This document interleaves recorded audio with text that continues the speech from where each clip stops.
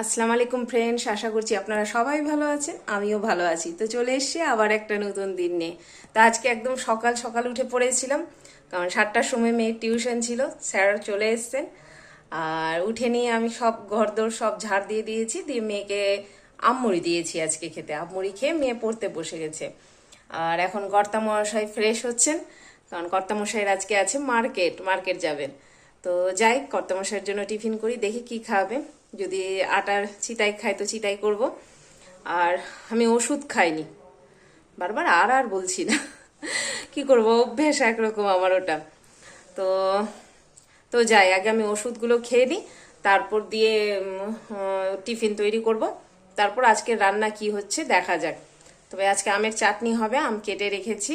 বললাম না যে এদিকে আলুটা পড়ছে, সকাল সকাল উঠে পড়েছি কি না, তো তার জন্য অনেক কাজও এগিয়ে গেছে। তবে সকালে উঠেই দেখছি কোমর প্রচণ্ড ভারী করে দিয়েছে। মনে হয় কালকে একটা জিনিস উঠিয়েছিলাম একটু ভারী, তো বালতি থেকে জল ওয়াশিং মেশিনে দিচ্ছিলাম, তো আমার মনে হয় ওটাই অসুবিধা করেছে, তো খুবই ভারী হয়েছে। দেখি কিছু স্প্রে লাগাবো, ভলিনি বা মুভ স্প্রে কিছু করব।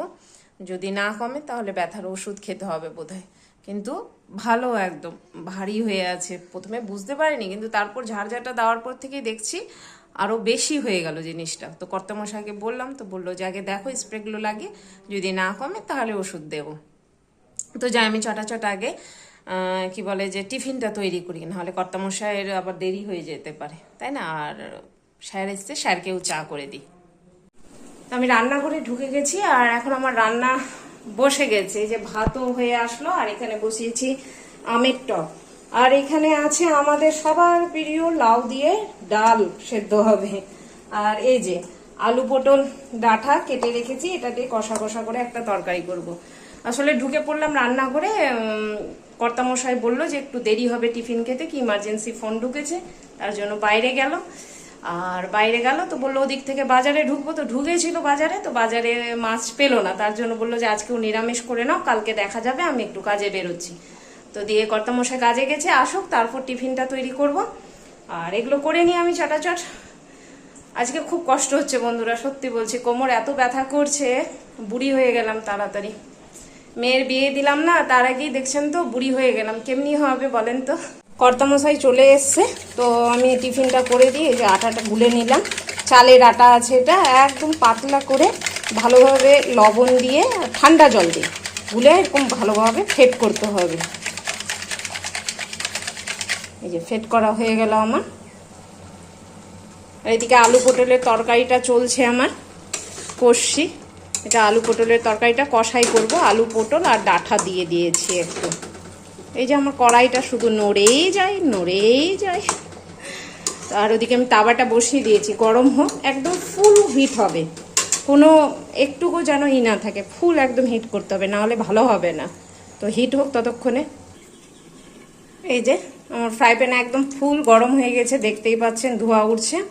আর দিয়ে এই যে চালের আটাটা এরকম করে একটু ফেট করে, আর একটু হালকা ফ্রাই প্যানে তেল দিয়ে দিয়েছি আমি। আমার ফ্রাই প্যানটা যেহেতু পুরনো হয়ে গেছে, এটা ওটা করছি তো হয়ে যায়, বাস এরকম করে করতে হবে। খেতে খুব সুন্দর হয়, একদম নরম তুলতুলে হয়। বেটা, ওই যে মেয়েকেও খিদে পেয়ে গেছে, তো যাই মেয়েকেও দিয়ে দিব এখান থেকে, দাঁড়াও হচ্ছে। তো যাই আমি ফাটাফাট এগুলো করে নিই। তো আমার চিতা এগুলো হয়ে গেছে, আর ঘরে নিয়ে চলে গেছি। আর এখানে এই যে মাসির জন্য রেখে দিয়েছি, মাসি আসবে খাবে, আর আমরাও খেয়ে নিই। আমি চলো বেটা, দেরি হয়ে আছে। ওই যে ও বসে গেছে, কর্তামশাই মেয়ে, এই অন্ধকার কেন, হ্যাঁ, কর্তামশাই আর মেয়ে দুজনে বসে গেছে। এই যে ওই যে কর্তামশাই ও বসে গেছে, আর আমিও বসি যাই, খিদে পেয়ে গেছে আমারও। ওই যে মাসিও চলে আসলো, দরজা খুলে দিই। আচ্ছা বলেন বন্ধুরা, লোক যদি কিছু ছেড়ে যায় তাহলে আপনি কি করে জানাবেন? ফোন করে জানাবেন। কিন্তু লোক যদি ফোনই ছেড়ে যায় তাহলে আপনি কি করে জানাবেন লোকটাকে যে ও ফোন ছেড়ে চলে গেছে? এই যে সিলিন্ডার দিতে এসেছিল, দিয়ে ফোন ছেড়ে চলে গেল। দেখুন এখন আমি কি করে ওকে জানাই যে আপনার ফোন আমার কাছে রয়েছে? তো আসুক, যদি ও আসে খুঁজতে খুঁজতে ঠিক আছে, নাহলে ক্যাশ অফিসে গিয়ে আবার দিয়ে আসতে হবে ফোনটা। তো এই যে কর্তামশাই বের হচ্ছে এখন। তোমাকে যে বললাম ভলিনি জেলটা আমাকে একটু দিতে। না পেলাম না ভিতরে। তোমার ঘরে আছে বোধহয়, দাও তো একটু বের করে দাম, লাগিয়ে নেবো, বেরিয়ে দিয়ে লাগিয়ে নেবো। তো যা কর্তামশাই, আর আমিও একটু রেস্ট করি, নাহলে হবে না। বিকেল হয়ে গেছে এখন, এই যে ঘড়িতে দেখতেই পাচ্ছেন 6টা 5। আর এদিকে কর্তামশাই নিচের দিকে শুয়ে গড়াগড়ি দিচ্ছে এখনো। আর মেয়েও শুয়ে আছে আজকে, সকাল সকালে উঠছে তো তো ঘুম কম হচ্ছে, তো আজকে বললাম একটু শুয়ে যাও, রাত্রেবেলা আবার 12:30 বাজিয়ে দিচ্ছে, তাহলে চলো শুয়ে পড়ো একটু। তো ওইও শুয়ে গেছে, তো যাই ওকে উঠাবো। শুতে যাওয়ার আগে বলে গেছিল যে মা আমি ম্যাঙ্গো শেক খাবো, তো ম্যাঙ্গো শেক বানাবো। আর বন্ধু আমি কিন্তু সোজা হয়ে দাঁড়িয়ে নেই, আমি একটু হেলেই দাঁড়িয়ে আছি। আর বলেন না যা অবস্থা আজকে আমার হলো। তো দেখা যাক গোটা রাতে কিছু কমে কি কমে না, নাহলে কালকে কর্তামশাইকে দিয়ে আমি রান্না করাবো, দেখে নেবেন আপনারাও। আর আমি দাঁড়িয়ে দাঁড়িয়ে রান্নাও করব না, কিছু না। হ্যাঁ, বউ শুধু রান্না করে খাওয়ার জন্য নাকি? খাইয়ে দেবে না বউকে রান্না করে? তো চলুন মেয়েকে উঠাই, দেখি। মেয়ে একদম পুরো ঘুমিয়ে আছে, এই যে একদম পুরো অন্ধকার করে ঘুমিয়ে আছে ঘরে। যাই মেয়েকে উঠিয়ে দিই, ঠিক আছে কি না? ম্যাঙ্গো মিল্কশেক রেডি হয়ে গেছে, মেয়ের জন্য, মেয়ের আব্বুর জন্য, আর এটা হচ্ছে আমার জন্য। মেয়ের জন্য কেন, এটাতে আছে একটু কনডেন্স মিল্ক দেওয়া, ও একটু বেশি পছন্দ করে। আর এই যে এগুলো আম এনেছিল আজকে, এগুলো আমেরই করলাম। একটু আমগুলো ভিজিয়ে রাখতে হচ্ছে, নাহলে একটু পিরপিরা ভাব আছে আমগুলোর, বুঝতে পারছো না? আর ওই যে ওদিকে বসে গেছে বা আব্বু বেটিতে একদম খাওয়ার জন্য। রোজ চাই এদের কিছু না কিছু। না না, ওটা উঠিয়ে নাও, একটা উঠি না।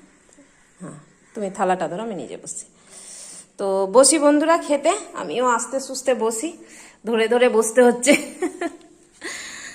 তো যাই আগে খেয়ে নি সবাই মিলে।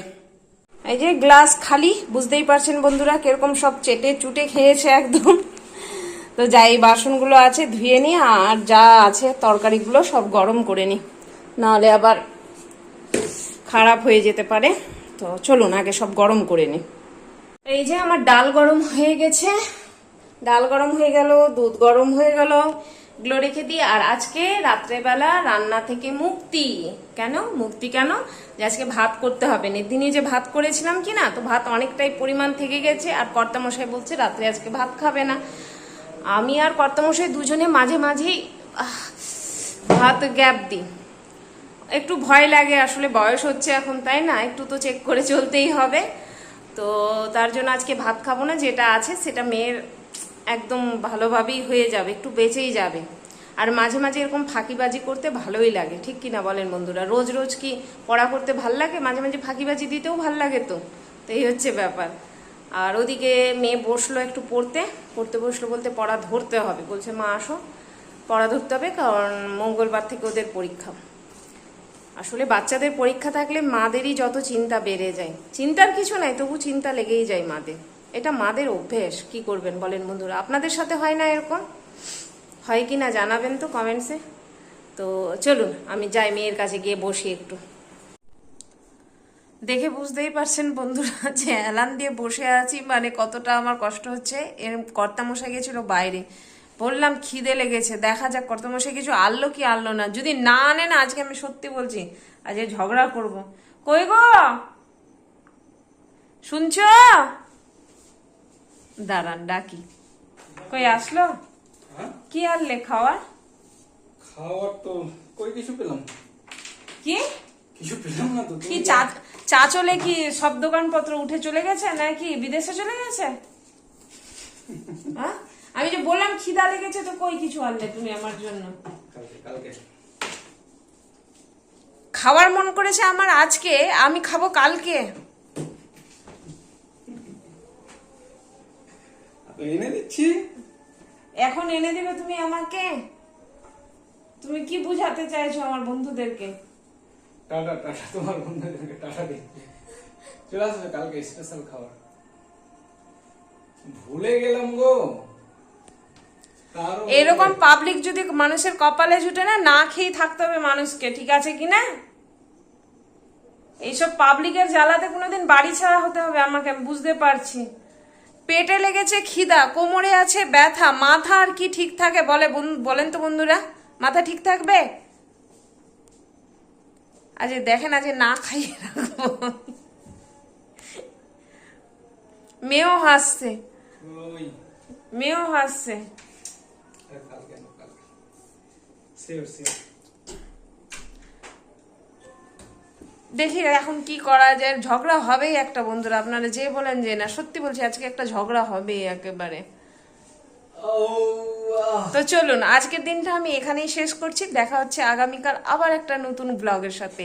ততক্ষণ আপনারা সবাই ভালো থাকুন, আল্লাহ সবাইকে ভালো রাখুক, সবার ভালো করুক। আসসালামু আলাইকুম, খুদা হাফিজ, টাটা।